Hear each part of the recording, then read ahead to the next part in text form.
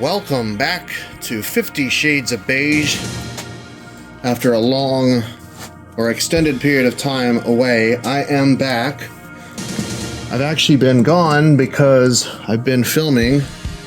In case you didn't notice, we have some higher quality audio as well. Since we reached 150 subs, I went ahead and got on Amazon and spent $30 on a wireless mic that's a little bit nicer than a phone microphone. The first one I purchased was defective, and I did not realize it was defective until I had gotten done filming 3 separate videos, so that's why I'm a little bit behind. But moving forward, we're going to do retro stuff on Sunday nights, and we're going to do modern stuff on Wednesday nights. And in the meantime, we are going to have a look at some of my things that I've picked up or rediscovered in the month of March. Some retro tech things. All right, first and foremost, we have this phone. I think this is a very fantastic phone. This thing screams early 80s, late 70s. It's got these big buttons. I think it's meant for like accessibility, maybe for like an older person. And what you would do is probably, I think, hang this on a wall or maybe leave it flat on a desk. So this is a Western Electric. I don't know what model it is, but I'll do some research and put it up on the screen if I can find some info on it. But yeah, I think it's kind of neat. It's in really good shape. All the buttons work. It's even got mechanical switches in there, which I think is kind of neat. The only thing I didn't like is that the hook is a little flimsy, but it works. I'm not sure exactly what I'm going to do with this. I kind of want to put it in the office at work just to just to kind of see what kind of reactions I get. But yeah, these colors and that font used for the numbers just screams like, to me anyway, I wasn't around yet, but to me that screams like 1979, 1980, somewhere in there. I spent a lot of time shopping and looking for GPUs this month. These are slightly more modern than what I normally feature on the channel, but I wanted to show them to you anyway because they did come with the box. So the first one here is this Stealth X S60. ATI Radeon 7000 series. This is a lower end Radeon, 32 megabytes PCI. And it came with the driver CD. I don't think there's anything else. No, there's nothing else in the box. It seems like a really big waste of box on Diamond's part. But oh well, we'll go ahead and pull this guy out. I'm not sure if this was actually used or not. I know that jewel case is definitely scratched up for the driver CD. Oh yeah, this has definitely been used at least a little bit. It's got some dust on it. Still a pretty nice little card. I'm not sure exactly what I'll use it for, if anything. I might just keep it as a collector item just because it comes with the box. These Radeon 7000 series cards, especially the low-end ones, they're not heavily sought after. But it's still kind of neat. I wanted to share it with you. Okay, next up, we'll switch it up a little bit from the graphics card. Microsoft Sidewinder Freestyle Pro. Unfortunately, this box is absolutely toast. It's probably not worth salvaging. It did come with a copy of Motocross Madness, which I'm really excited about. Unfortunately, I can't seem to get Motocross Madness to work. It just says it can't detect my GPU, and I've tried it on multiple systems, so I'm going to have to do some more research on that. But here's the actual gamepad. It's okay. Part of the reason why I got this is because I had a similar Sidewinder gamepad growing up, so there's some nostalgia tied to it for me. It's whatever. It's kind of simple rubber dome buttons. The thing that I really can't stand the most about it, though, is the triggers. And I'll put this next to the mic. They're mushy and bleh. And this gamepad is in really good shape for how old it is. There's barely a scratch on it. But if I'm being honest, I don't know how much I'm going to really use it. Just because I was expecting a slightly nicer gamepad. Let's just put it that way. All right, moving on down to the next thing. We have a higher end AGP card. This is also a Diamond. In case you didn't know, I've got a soft spot for Diamond graphics cards of any variety because my first 3D accelerator was a Diamond Viper V770. Yeah, and I know that it's just an NVIDIA card, but I have a special connection with Diamond because of that. Now this one, I'm pretty sure is brand new. It's got all the accessories here. It didn't come with any ephemera that I could tell. Let's look under here real quick. Nope, nothing underneath. No driver seating. Once again, like I said, a little bit of a slightly more modern card than normal. It's 128 megs AGP. It's got active cooling. This one is definitely brand new. There's not a speck of dust on it. Everything looks great. It's not bent or curved. There's no scratches. That capacitor looks a little funky, but that's all right. Yeah, so I'm excited to try this out and see, you know, what games play well on it. I'm maybe I'll try MechWarrior 3, I'm thinking would be a good candidate for this card. It's more, I'm sure the card works well with Windows 98, but I feel like that's more of an XP era GPU. Early XP era anyway, if I'm not mistaken. You can correct me if I'm wrong down in the comments. Now here's something real nice. I got this IBM X40.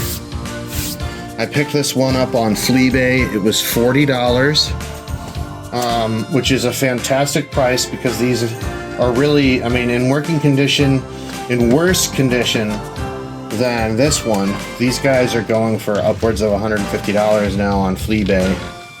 Not so much the X series because you have to find a dock for them, but definitely the T40, the T series laptops, which are more fully, you know, they have more features. Now the X series was really, in my mind, the first real quote-unquote ultrabook or ultra portable. So it doesn't come with a CD-ROM or a floppy drive or any of that.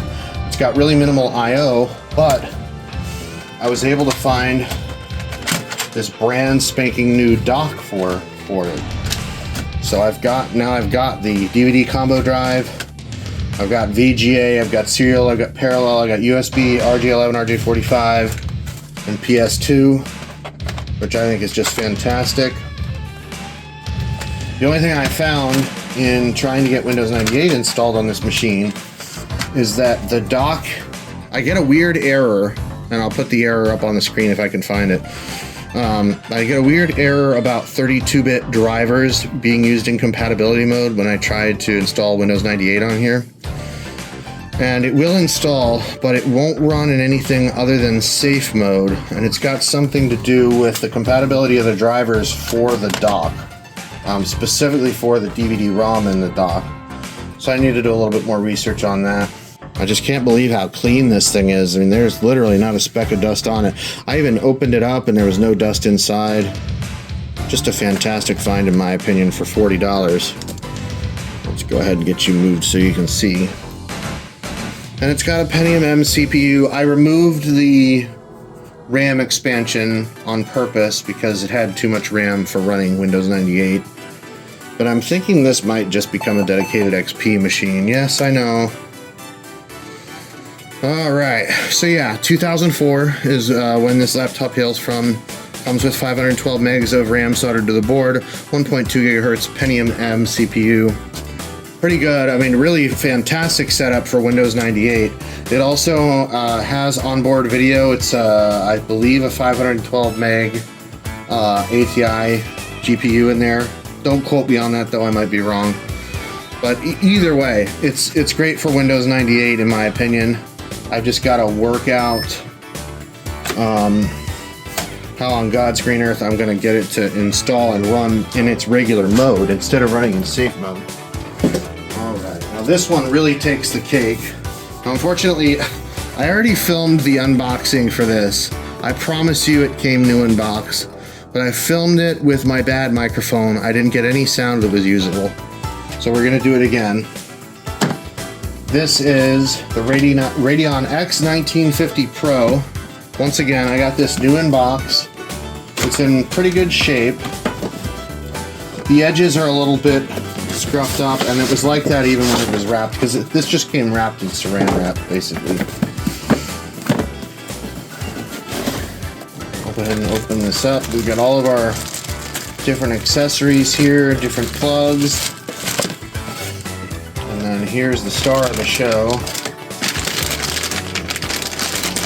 I couldn't get over how clean this is. Look at how bright and shiny this guy is. I mean, it's just brand spanking new. The one downside with these blower cards is they're just so tough to clean, especially when they have all those fins and stuff underneath the cover. But yeah, this one's nice, bright, shiny, and new. Definitely more of an XP era card, obviously. It also came with an SLI bridge and some other random ephemera. It didn't come with any stickers or anything like that, just like a user manual and that type of thing. But yeah, I'm still pretty pleased with that. This I picked up. There's also a flea bay pickup for $25. I think I paid a few dollars in shipping too. But I mean, for 25 bucks, in my opinion, that's a fantastic buy. You really can't go wrong, especially considering it's new in box. If you're going to do Windows XP stuff, now is really the time. Well, 2 years ago was the time. That's when I did a lot of my XP collecting. But the prices on your Pentium 4s and your Athlon XPs and that type of stuff is starting to go through the roof. So if you want to do XP gaming on real XP hardware, now would be the time. I noticed I had a GTX, what was it? 9800 GX2, which is the dual GPU model.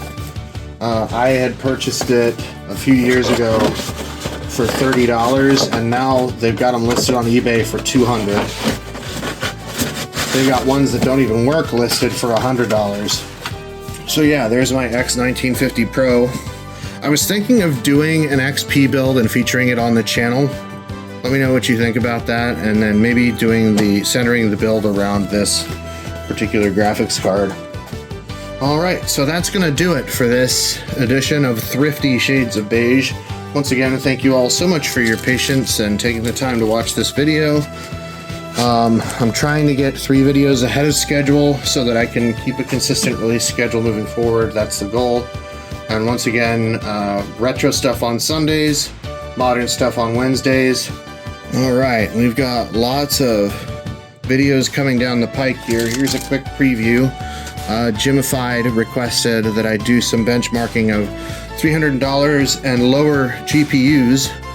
So I'm putting this quick test bench together. Yeah, I know it's B450, but Jimified runs a Ryzen 5 5600X, and this is comparable to his rig, and I wanted to give him an idea of what the best deal is for less than $300. So we're going to have a look at the A750, the RX 6600, the RTX 3060, and so on, and see how they all match up. And I'm literally getting ready to set that up and film it right now. So we'll see you Wednesday. Thanks a lot for watching. We'll see you soon.